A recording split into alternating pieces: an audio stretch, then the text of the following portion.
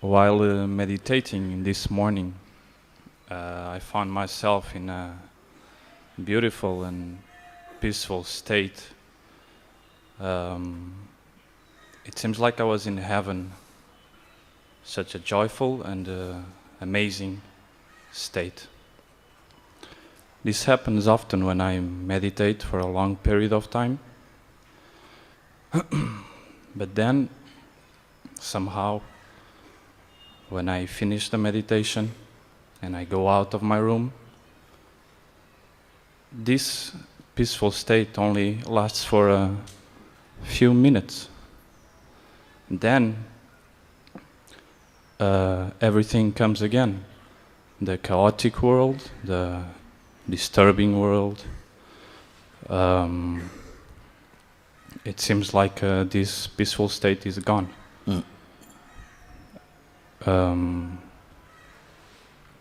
Somehow I don't know how to keep this state during my life. And when things are so difficult, like when you have a disease that is so difficult to you, when life seems to take you away, your normal life, your friends, your family, your city, everything is upside down. Doesn't make any sense. How? My question is how, when everything is so difficult, how can you keep a peace inside of you? That state when I was doing the meditation. How can I carry this for the rest of my life? Yeah. I have good news for you.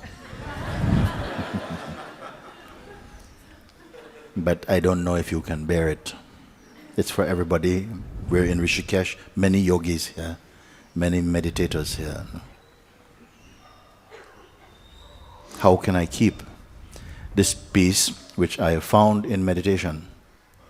Because as soon as I step out, in your case you say a few minutes even, and the chaotic world returns. How is it possible? No? How is it possible to retain or maintain this peaceful state? First, I have to tell you, nobody can do it. Buddha could not do it. They cannot do it. The one who says, how can I do it, cannot do it. You have to find that which is there by itself, which is what you are, which is timelessly peaceful. Not a peace that there is someone who is required to keep it, because this someone is not stable. This someone has not been investigated who this someone who can do it is. And this is experienced by people who are hearing this kind of thing for the first time. They feel, oh my God, no, my God, like shock or, but good news coming. The one who wants to do it cannot do it. Can do it for a while, but cannot do it unbrokenly, cannot do it. You see? Who is this one who wants to do it? First, you will discover that this is your inherent nature, your timeless being. You must come to this discovery. Satsang is for this. And you will come. If you're open to what I'm pointing, you will discover the peace that you don't have to keep. You will not become a peacekeeper. You will become peace itself, not peacekeeper. You see? This is the mistake all make. You want to do it? I tell you, the Buddha could not do it. Christ could not do it. They cannot do it as a person. Because presently when you speak like that, I ask you, who is the meditator even? Something is meditating. Even throughout the meditation, there is awareness that this is a process of meditation also. There's an awareness in which the meditation itself is carrying out.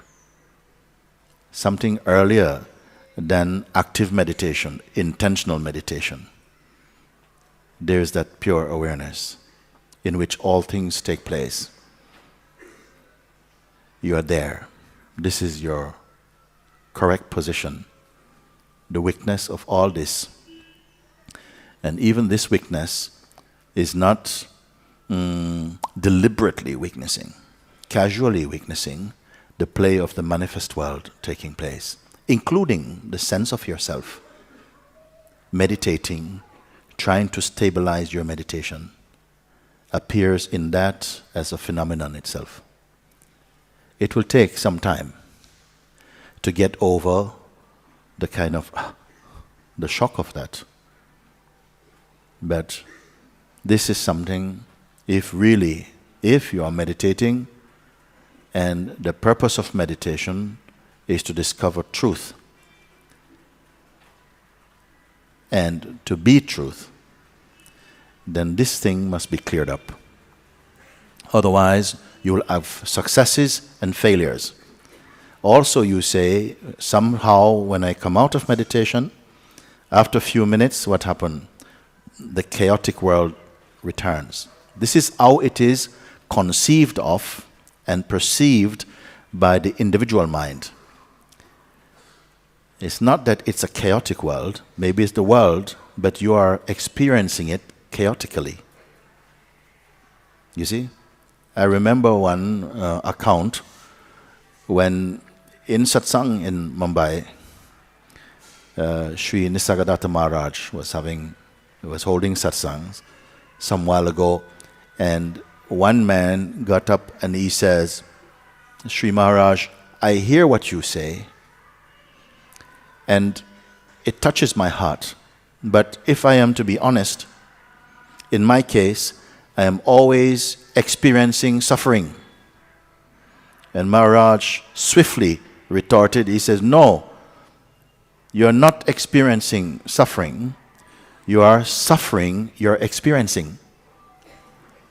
Is it? You're not experiencing suffering because suffering is not a thing. Suffering is more of an attitude. Pain is something. So he says you are not experiencing suffering, you are suffering, you're experiencing. Meaning that there's option about that. Everything is determined by something here. It's not out there.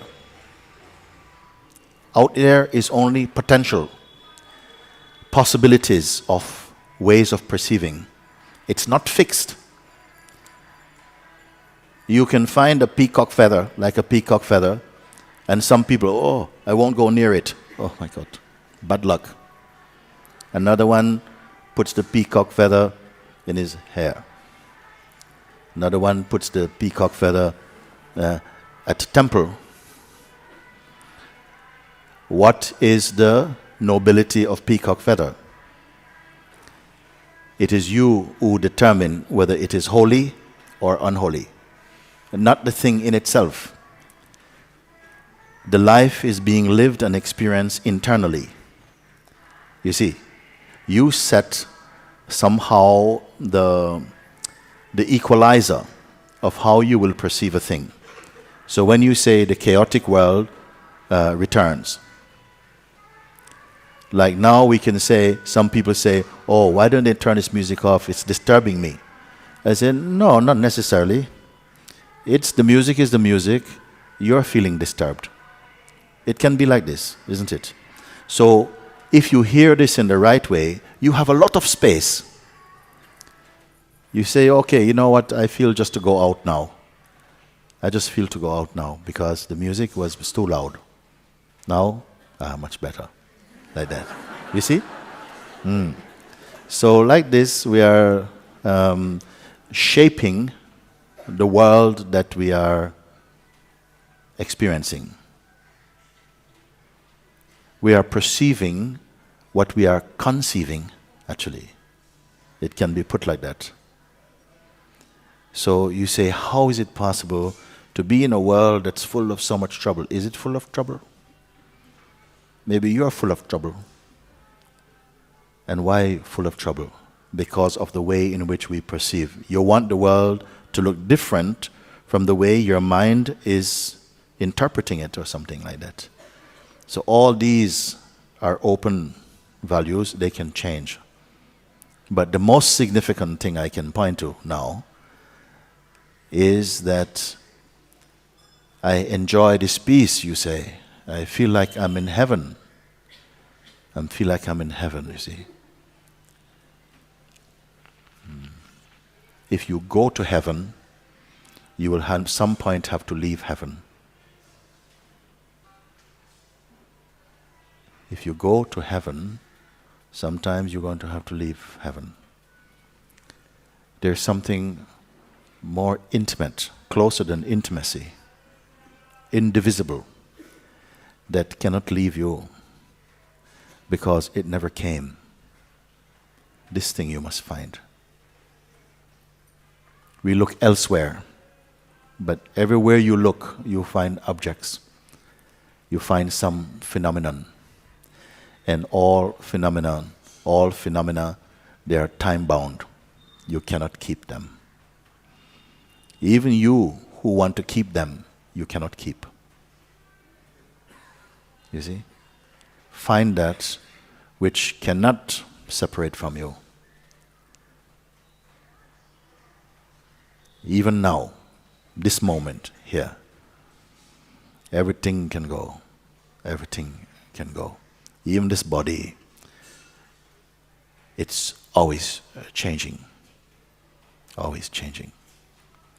Thankfully also. I remember way back in the days when we were all wearing afros, well, maybe not most of you, but afros and cheesecloth shirts and flare trousers and quite high shoes, were clunking around. And it looked, everybody felt so nice. Yeah. I would like this to be my eternal style. And now we look at the photographs, I thought, oh my God. You're happy that things change. Isn't it? So nothing you are going to find, you're going to want. Even if you find heaven, then something is going to find some fault. Even in the Garden of Eden, everything was there. But somehow still desire arose for something that was called forbidden. Then again you come out. What is that you cannot come out from? This you have to find. And it's here. In fact, the only thing that is here. Everything else is floating by. Everything else belongs to time. Time says, all this is mine. What is it that it cannot conquer? Time.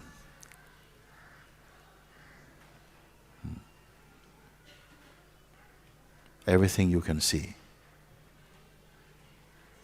Yesterday, I think it was, or the day before, we were looking together because somebody asked about this thing, the different stages and states of consciousness, and asked, can you say something about it? And we started by saying, you say, this is my house. You don't say, it is me. It's not what I am, it's what I own. There's a difference. You see, it's property. It's something that belongs to me. It's not what I am. And we can say, my body, my senses, my sight is not so good anymore. My memory used to be so sharp, so good. Now I cannot remember anything. So something is aware of memory and the change of memory. It observes that. So it itself is not memory. You see? So it's not memory. It's not the senses. It's not the ego, because you can say my ego is a bit big, I want to get rid of. Can I reduce the ego? So little ego, big ego, not you. Something is aware of it. It's a relationship. It is not definitively, essentially you. You can leave it. Anything you say my intellect, my belief system, my family, my life, my world, my faith, my likes, my dislikes, all these things, my, leave everything aside. When everything that you can touch and label my or me or mine, leave everything aside. What is remaining? I. I remain. What is I? What says my life, my belief, my trust, my hope, my practice? Who is the my? Who is I? Don't listen only in your head. Try to scan internally to see what comes to claim I. What is I?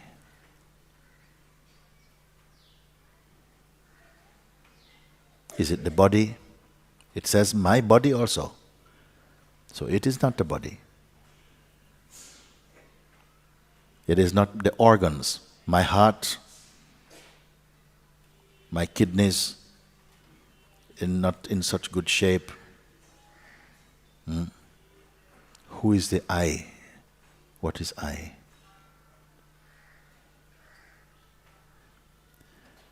Let's take a second to look at that. Whatever you can say, me or mine, my life, my practice, my question, my doubts, my faith, they are also changeful. Let's leave them aside for the moment. Let the I be unmixed. What remains is I. You may say, I am. I am. Am means what? To be, isn't it? I am. I exist. What is the I that am? This is not merely a question to be answered mentally, but with an acute intention to discover and to experience directly, not just mentally. Something persists as I. When the I is not connecting with any concept, when the sense I or I am is not embracing or connecting with any concepts or intention. And as we speak, the opportunity is now also. It's not homework.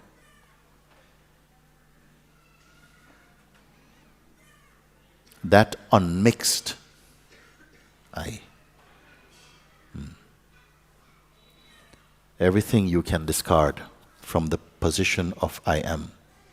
No, this belongs. This also objective. This also phenomenal. I relate to that and it relates to me. Leave it aside. What is I? You see? Experience this.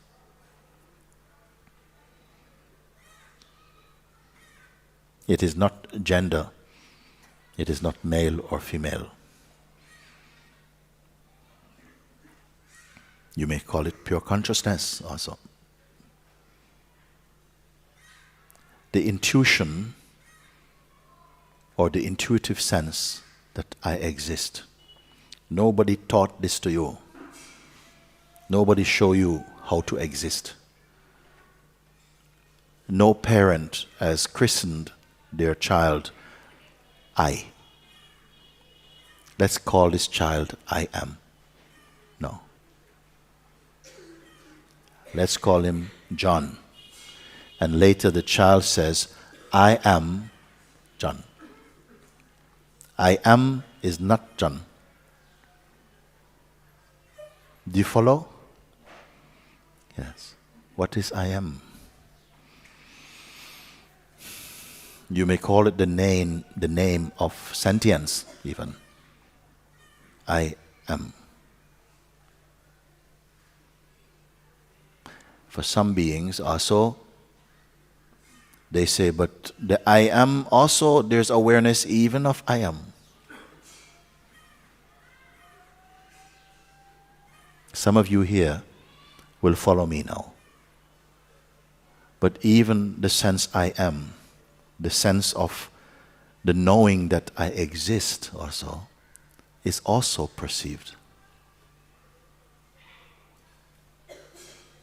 By what?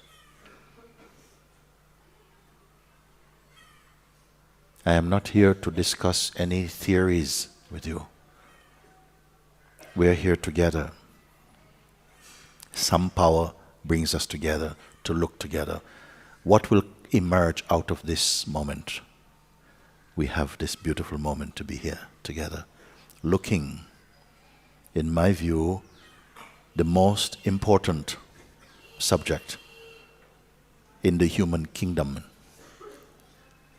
Who am I? Not who we are told or conditioned to believe we are, but actually, because even conditioning also you observe, we perceive, we are aware, even this is my conditioning. Some people say this is my conditioning also. So conditioning, you are not. Something is earlier than conditioning. It is not out there.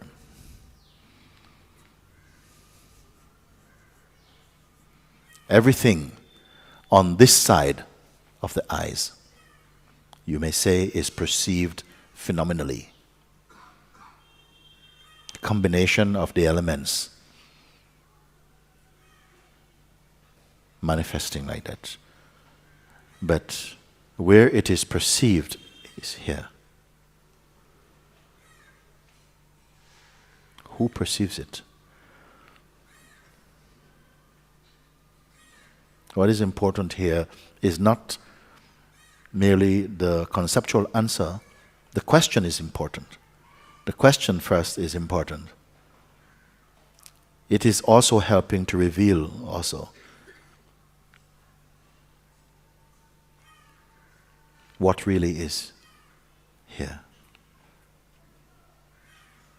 Why do I persist in pointing here? We're all looking for what we say, truth, freedom, happiness, peace, love. We're looking in the field. And someone says, here, here, here. And the other go, no, yeah. Some will come. Yes, have you found it? Where is it? I am it. You are it. But it is not enough to believe this. It must be your irrefutable truth and experience.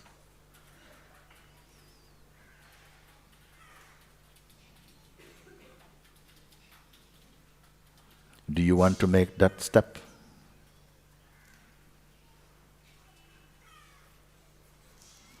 Yes. Yes. Now? Yes.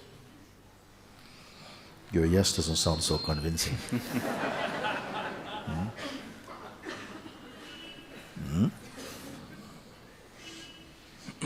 I'll give it a try. No.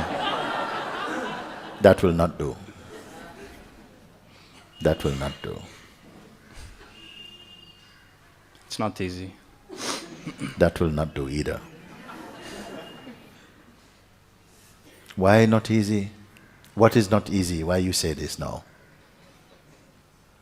Because maybe things in life are very seriously difficult, and You must throw this concept completely away.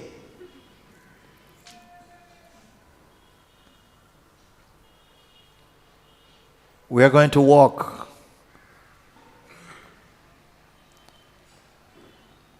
We are going to walk through the gate. You say yes. In 1 minute, I'll just shoot myself in the foot. We have to walk through the gate. Oh, Muji, 1 moment. Okay. Now, because it's too difficult. My leg is hurting, This is what you say, because you don't give it a chance, you already come with an attitude, no, it's already so difficult actually. Life is full of so much difficulty.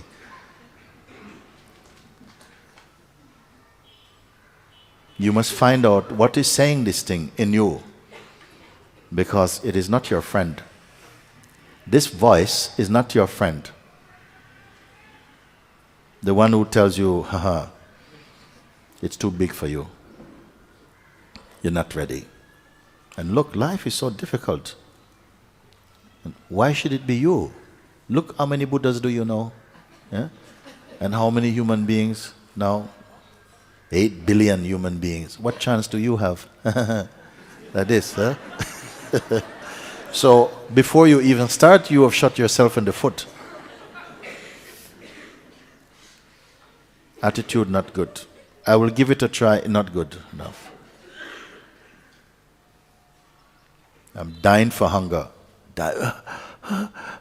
Would you like some chapati? No, not chapati.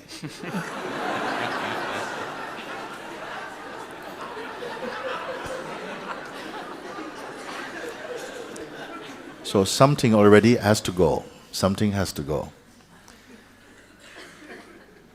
With an attitude like that, you don't need any outer obstacles. Isn't it? This attitude, you must find out who is this, because this one is robbing you of freedom. If you listen to this voice and keep this company, he's already preparing the next womb for your next birth.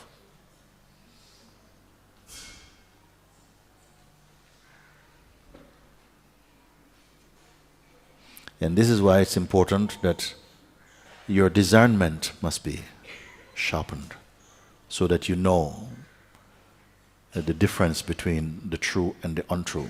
That voice that say, I can't do it, I'm not ready, well, I'll give it a try. No. Already you defeat yourself like that. Your attitude should be, if it says, out of all these billions of beings, 1 in billions will find it. Your attitude should be, well, I guess that's me. That must be me. Not, I will try. I'll give it a go. When? Today? Oh, today not good. Maybe tomorrow. Because what will happen is that so many little obstacles will come up for you. Something will come and you'll be easily put off the trail. Easily. Because in the journey through life, you can say, we have absorbed so many negative impressions, and as you turn your attention in, you start to meet these bubbles coming up. And each of these bubbles are telling you what you cannot do. You're not good enough, you're not ready, you're not spiritual enough. Look how difficult it is. And if you're used to giving attention to these things, each voice you will follow. Oh, you're gone, and you're gone. Swiftly, firmly, you will discard them.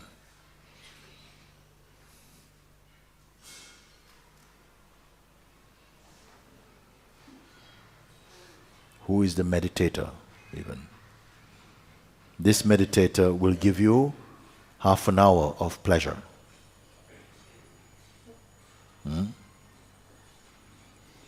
8, 10 hours of struggling, suffering. 10 minutes of pleasure. Is it a good deal?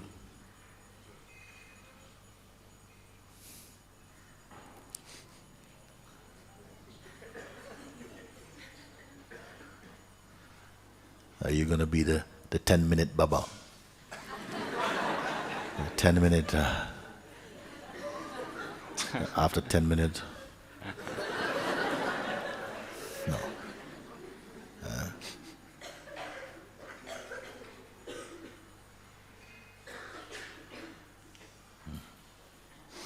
Opportunity here is to discover what is here. Not what is there, what is here. Even before you set out on some journey, let's find out where you already are.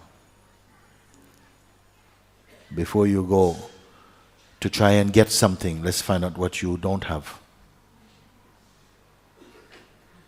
If you're lacking already. This is the beauty and the power of inquiry. It is direct. It doesn't start off with an assumption. It questions the assumption, you see. And quickly, what is untrue is discarded or it falls away by itself also.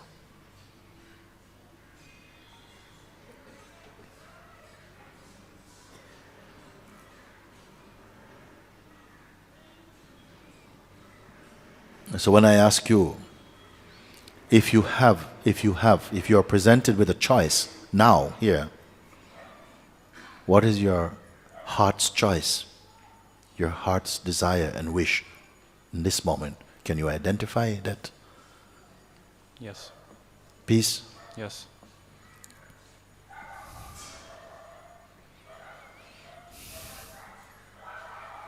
A piece of peace or all of peace? Peace of peace of peace of peace. A piece of peace?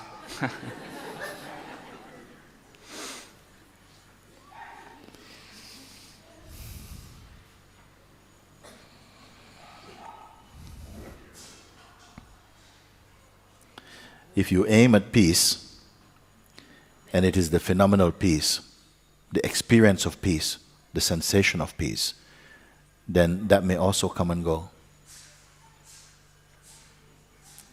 For a sage, even if peace comes and goes, it matters not. If it comes and goes, he says, okay, I don't want to keep it, let it go. It's nature to come and go. And that one abides in that which cannot come and go. Is there not some dimension or space somewhere in you?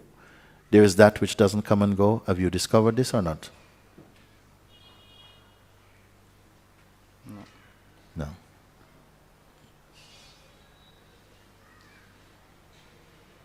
Then, what an opportunity today.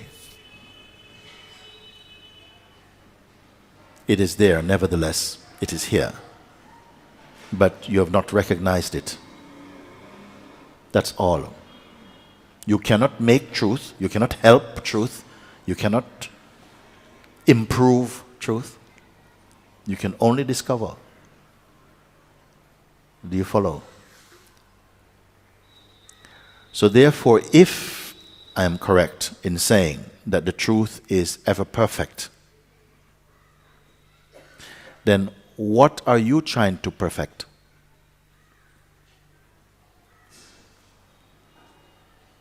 What are you practicing for, and who are you the one practicing? Let's come basics, simple things. I'm not here to discuss philosophies. Would you agree that if truth is really true, it must be always true? Cannot be sometimes true. Would we agree on this thing? Okay. Can we also add that it must be perfect in itself? That what is true, what is real, must be perfect in itself already? Ever perfect? Would we agree on this? Some of you know already this for yourself. Therefore, who is the one who is practicing?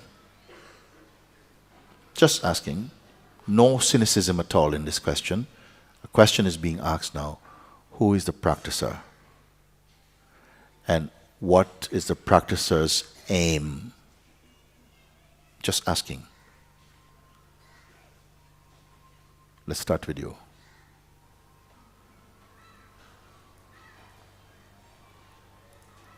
It must be because you have an assessment of yourself, I am not yet perfect. And I must do something to reach that perfection or to drop the imperfection or something. Isn't it? What else is the purpose for any practice? I am not having a judgment against practice. We're only examining something. And we have to do this together. Can we accept that there must be, if truth is infinite, omnipresent, and already perfect, and constant, it must be here now, isn't it? It must be here now, isn't it? It cannot be merely at the end of a striving. Then, haha, thank you, now you've reached peace. Here you are, thank you very much, I have my peace, bye. It cannot be a commodity. It cannot be a commodity. It cannot be an object that a you is going to get this object. Do we follow? If you don't follow, then I back it a little bit and we can come again. If the truth, even if you say, yes, it's not my experience yet, but somehow, at least intellectually, I appreciate and I agree it must be like that. How can it not be like that? Otherwise, it will take you and me to perfect truth. It needs a bit of help. And I am going to supply the help that truth needs. Can it be like that? No. Something here already is perfect. And something here is already playing imperfect, appearing to be imperfect. This is where the identity is most strong. You are consciousness, but somehow manifesting inside this form, the consciousness which announces itself in the form as the sense I am. It says, I am.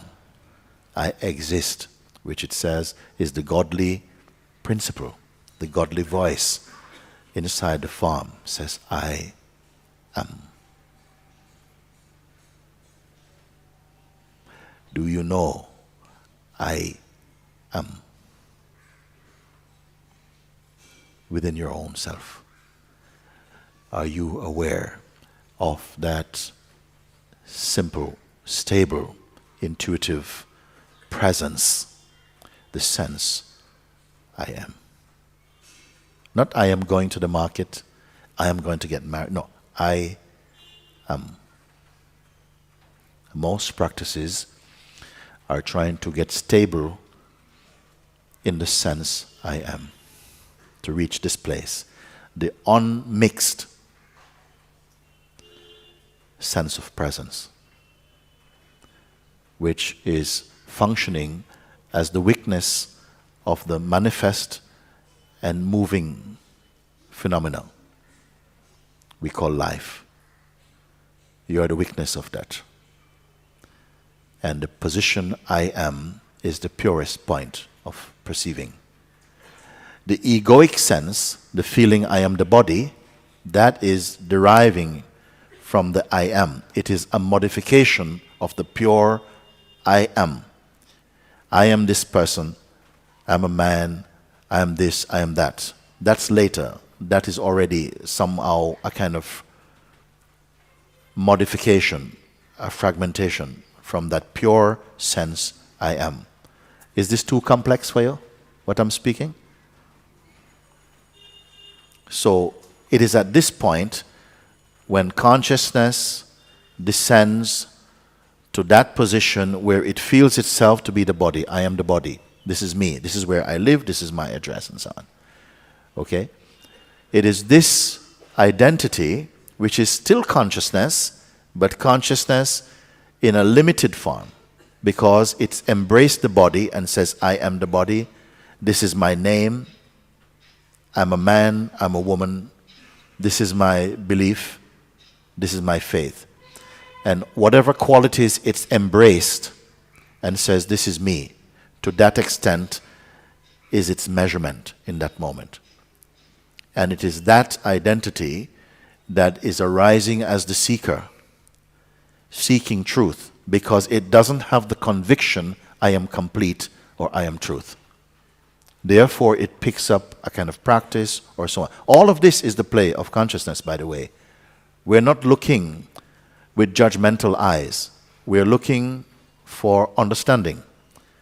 So this sense, I am this person, my way is I am a bhakta, or I am more in the path of jnana, yoga, I am in this, I am in that, and so on, to suit the differing temperaments of consciousness in its expression as life and people, individualities, and so on.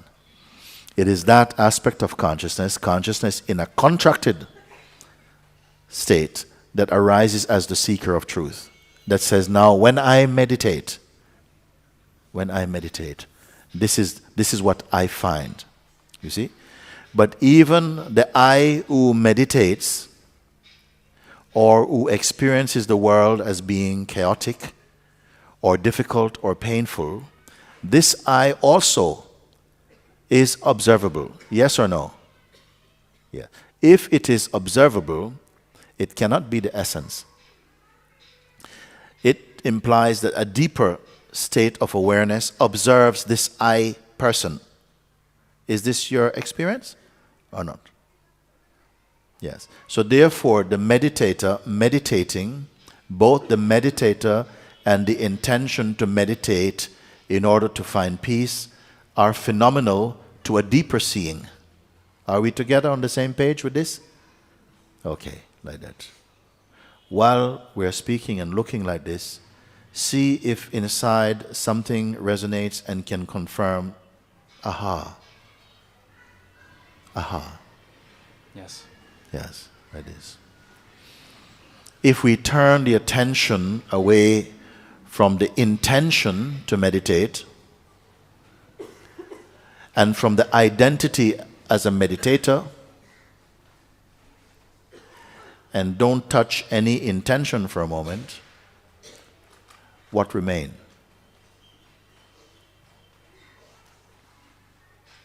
Perceiving of the manifest functioning is taking place automatically, spontaneously.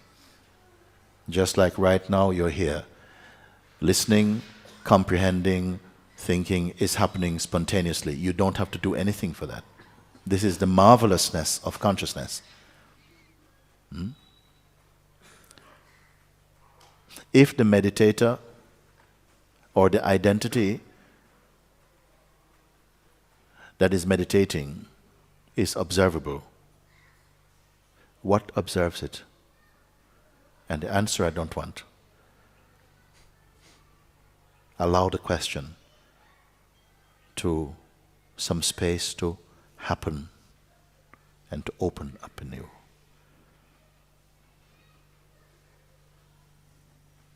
Don't say the answer. Experience your finding.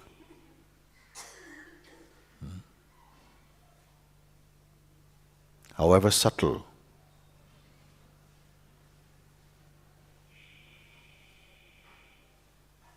the object of perception reveals the intention to meditate, the end of the meditation,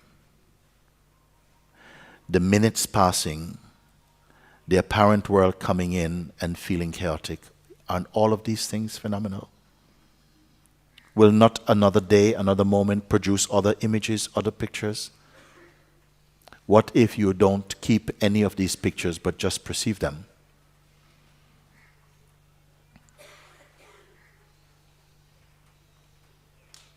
Supposing everything you saw registered inside you. Supposing everything you experienced, everything you looked at, every flower, ding, became a photograph in your mind. Every person you see, you cannot forget. Every hand you shake stays with you. Every meal you had, you cannot forget. Every temple bell you heard, cling, cling, you cannot get rid of. What state would you be in? What state would you be in?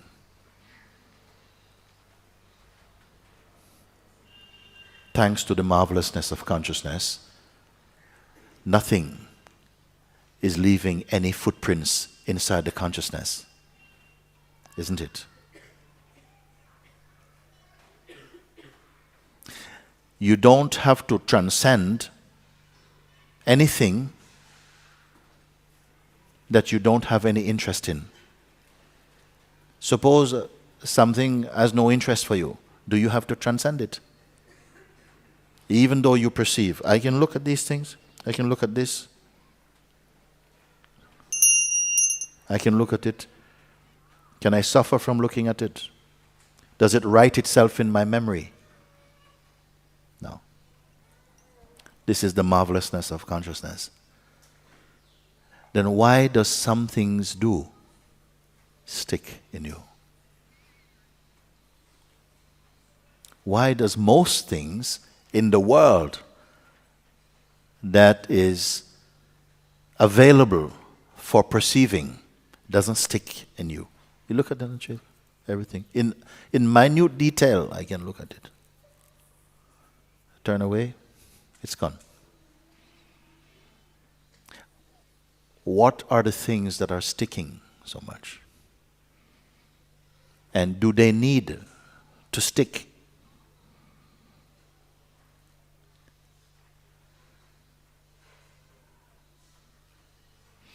I am not going to tell anyone, try and unstick. I only point you to your true place. Be aware of this. Be aware of this. And your mind will be clear and light and open and full of love and peace.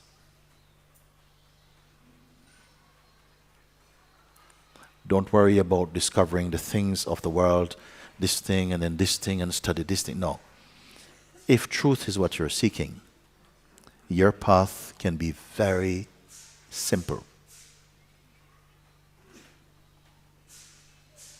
Very simple. We have a lot of ideas of what we must do. You also express some ideas that you conceive already, which are not in service to your truth. Like the world is difficult, everything is so hard. These are not facts, they are fiction.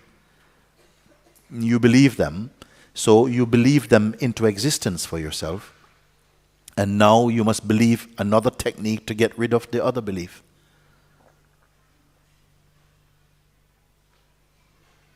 You see?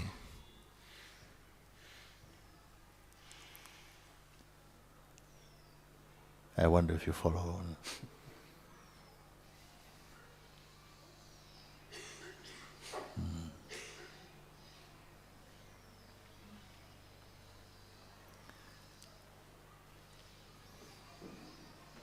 Do you feel it is good to be here? Very good, thank you. Yeah. Very, very good. Then continue being here and sit with an open sense, not grasping or pushing.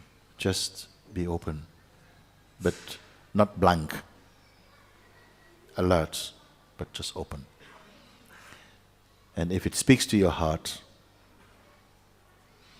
allow space for that. Allow space for that. Thank you. Thank you. John.